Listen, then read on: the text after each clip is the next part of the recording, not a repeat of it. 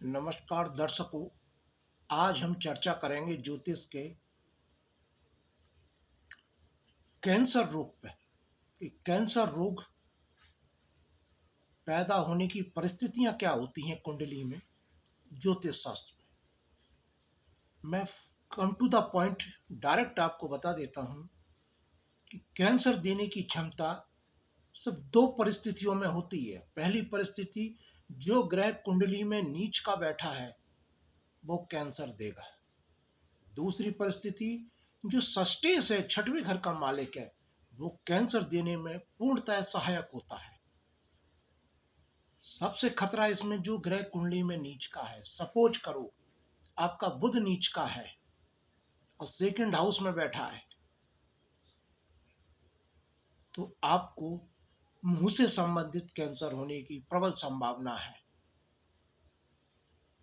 ये एक शोध का विषय रहा है और 10-15 साल से मैंने कई कुंडलियां देखी, उनमें मैंने ये ज्ञात किया है कि नीच का ग्रह ही कैंसर देने में उत्तरदायी पाया गया।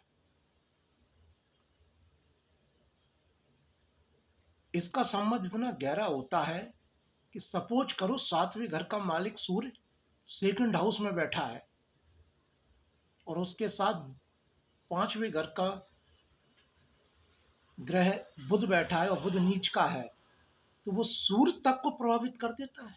नीच का बुध सूर्य को प्रभावित कर देता है और सातवें घर के मालिक यानी पत्नी के चेहरे पे, गाल में, गले में कैंसर प्रदान करता है। सोचो आप नीच के ग्रह की क्षमता कितनी है। वो डिग्री वाइज अगर उसका बल ज्यादा है तो उसने सूर्य तक को है ना प्रभावित कर दिया है। अभी लेटेस्ट कुंडली आई जिसमें सूर्य 6 डिग्री का है और बुध 19 डिग्री का नीच का है और उसकी वाइफ को गले का कैंसर। इससे पहले मेरे एक गुरुदेव थे, उनको भी है ना 6वें स्थान पे नीच राशि का मंगल था, उनको पेट से संबंधित कैंसर था।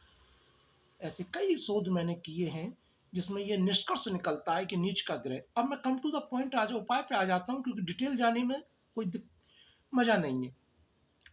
जिस जातक की कुंडली में जो ग्रह नीच का हो, जब पता चल जाए उसी दिन से उसके उपाय शुरू कर दें।